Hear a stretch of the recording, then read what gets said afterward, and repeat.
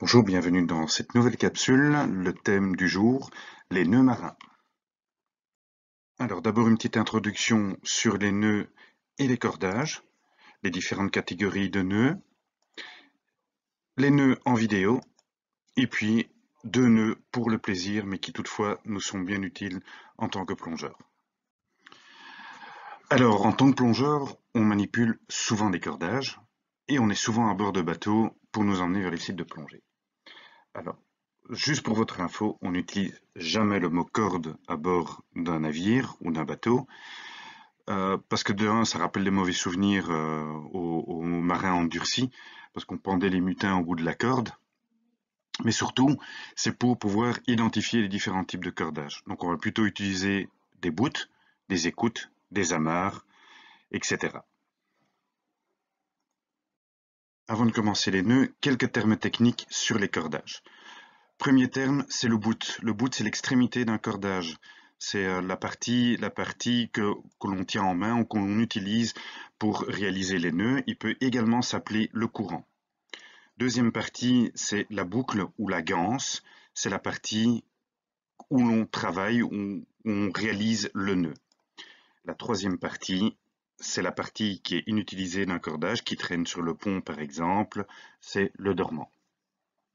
Deux autres termes également qu'on va souvent entendre à bord d'un bateau, c'est un tour et un tour mort. Vous voyez l'illustration, ça explique bien. Un tour, on fait une fois le tour d'un objet, on fait juste une ganse autour d'un objet.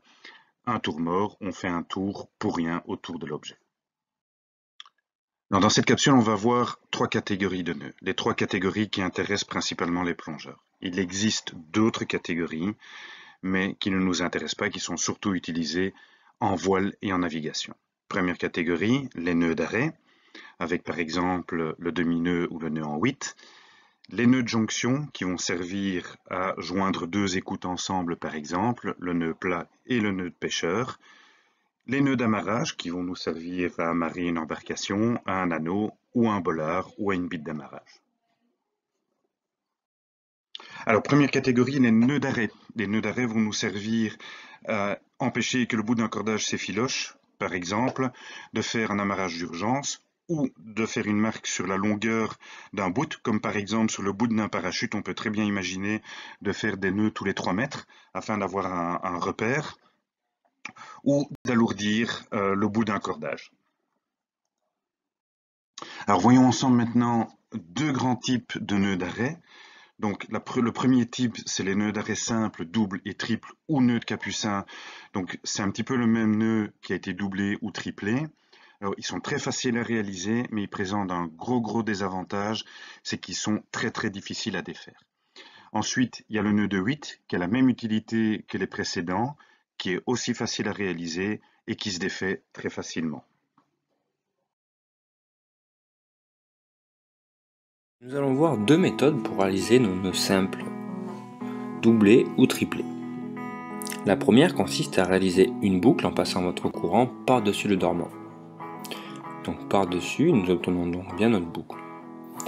Il nous suffira alors de passer notre courant à travers la boucle une fois pour réaliser un nœud simple. Le voici serré.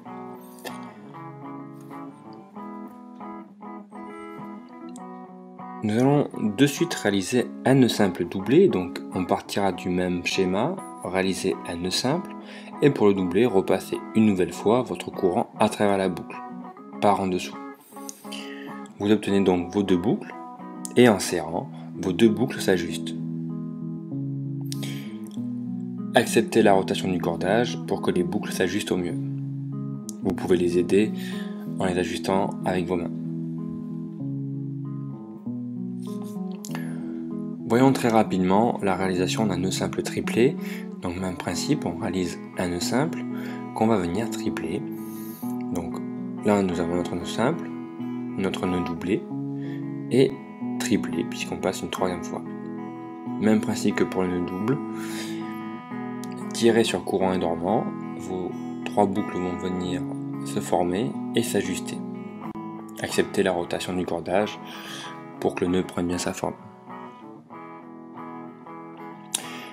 Voyons tout de suite la deuxième méthode. peut-être un peu plus pratique. Réalisez une boucle et passez votre index dans cette boucle. Repassez votre cordage dessous pour réaliser une deuxième boucle par-dessus le dormant. Et formez-la autour de l'index. Il sera plus facile de mettre en place le nœud de cette manière-là. Là, nous avons choisi d'en faire un triplet. Et pour finir, vous passez votre courant à travers les boucles ainsi constituées. Voilà. Vous retirez votre index et vous commencez le serrage. Les boucles sont déjà quasiment ajustées. Il n'y a pas besoin d'accepter la rotation du cordage puisque nous obtenons de suite nos 3 boucles. Cordage. Partez d'une ganse et passez votre courant par-dessus le dormant, puis dessous le dormant, et ensuite à travers la boucle par en dessus. Il ne vous reste plus qu'à serrer en tirant courant et dormant. Deuxième catégorie de nœuds qu'on va voir ensemble, ce sont les nœuds de jonction. À quoi servent ces nœuds de jonction? Donc c'est réunir temporairement 2 cordages. Par exemple, une ligne de vie qui a été rompue, on peut très bien les associer par ce type de nœud. Pour unir des cordages de diamètre différents, par exemple entre une écoute et une amarre, ou pour tout ajout, quelle que soit de la nature des cordages. Donc par exemple, je peux lier 2 cordages en matière différente par ce type de nœud. Alors les 2 nœuds qu'on va voir ensemble dans la vidéo, c'est d'abord le nœud d'écoute qui permet donc de joindre 2 cordages de diamètre ou de matière différente. Il est très facile à réaliser et facile à défaire. Le deuxième nœud est ce qu'on appelle le nœud de pêcheur ou le nœud anglais. Son principal inconvénient, c'est qu'il est très difficile à défaire, il est facile à réaliser, il est très solide et il sert à lier 2 bouts de façon quasi permanente. Voyons tout de suite la méthode la plus sûre pour réaliser un nœud d'écoute. Réalisez une ganse en plaçant le courant par-dessus. Avec le second courant, passez dessous cette ganse, entre le courant et le dormant. Placez ensuite votre courant par-dessus le premier courant et venez passer 2 fois dessous, comme ceci. Puis une fois dessus, une fois dessous, une fois dessus. On finit donc ce nœud d'écoute en trouvant les 2 courants du même côté. Placez d'abord vos 2 cordages parallèlement et de façon opposée. Puis avec celui que vous voulez, réalisez d'abord un nœud simple en passant par-dessus les 2 cordages.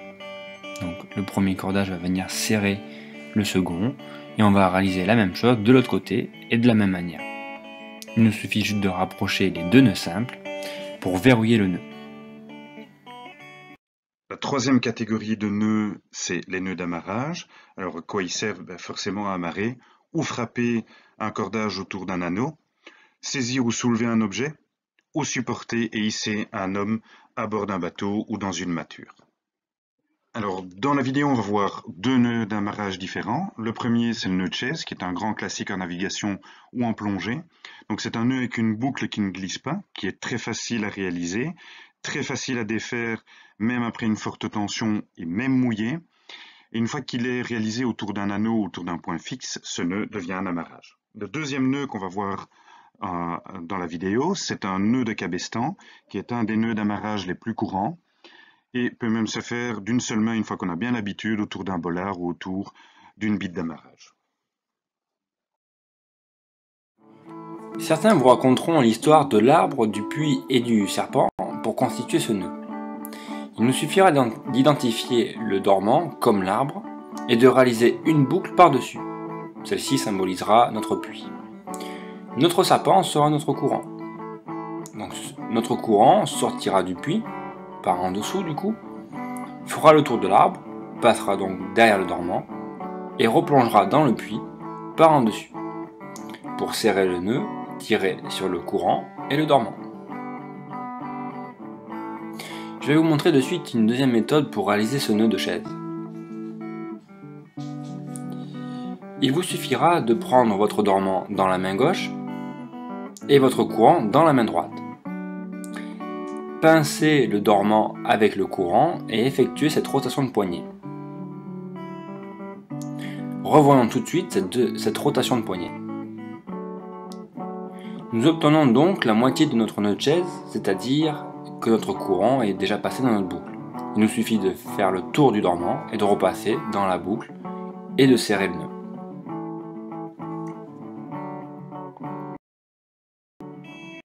Dans un premier temps, nous allons passer notre cordage sur notre objet à amarrer. Récupérez votre courant en le passant par-dessous et venez croiser par-dessus l'objet et par-dessus votre dormant. Repassez une nouvelle fois votre courant dessous l'objet et venez constituer votre deuxième boucle en passant dessous le cordage sur l'objet. Vous obtenez ainsi vos deux demi-clés à capeler. Il vous suffit juste d'ajuster vos deux demi-clés et de serrer votre nœud. Votre nœud d'amarrage est terminé. Alors, les deux derniers nœuds pour le plaisir. Alors, dans cette dernière partie de la capsule, deux nœuds différents qui ont leur utilité pour nous plongeurs. Le premier, c'est le nœud de chaînette qui permet de ranger un cordage ou un fil de parachute, mais aussi d'épaissir ou de réduire la longueur d'un bout. Alors pour la petite histoire, j'ai vu que ce nœud est utilisé par les services de secours français afin d'épaissir un bout et avoir plus facile à remonter une victime à bord d'un Zodiac. Le deuxième nœud, c'est le nœud de grappin, qui est un nœud qui est autoserrant et qu'on utilise surtout pour fixer un bout sur une chaîne d'encre perdue par exemple. Alors commencez par réaliser un nœud simple gancé. Alors pour cela, réalisez une boucle et à travers celle-ci, passez une ganse. Resserrez, ainsi vous obtenez votre nœud simple gancé et cette ganse est ajustable. Réduisez-la ensuite à son minimum et repassez à travers celle-ci une nouvelle ganse. Resserrez l'ensemble en tirant sur la ganse et le dormant. Vous resserrez ainsi la première ganse réalisée. Et vous répétez l'opération autant de fois que vous le souhaitez. Il suffit juste de tirer sur la ganse et sur le dormant pour serrer la ganse précédente. Ajustez la dernière ganse et repassez-y une nouvelle ganse. Ainsi vous agrandissez votre chaînette.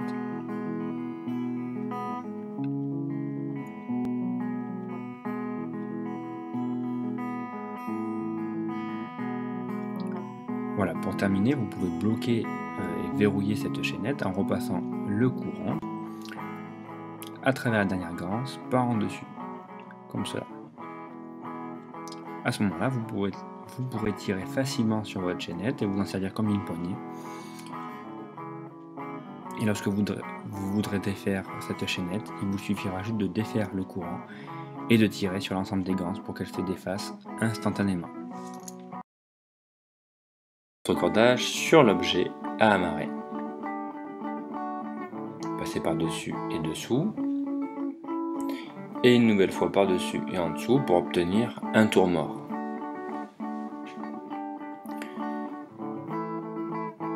Nous allons ensuite passer notre courant sur notre dormant.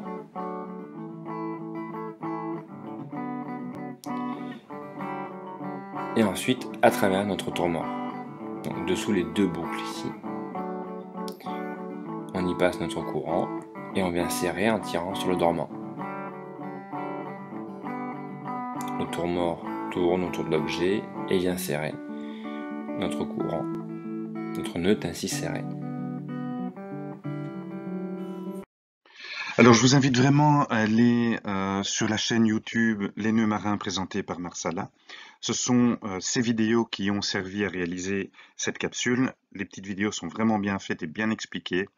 Alors je vous remercie pour votre attention et à bientôt pour une prochaine capsule.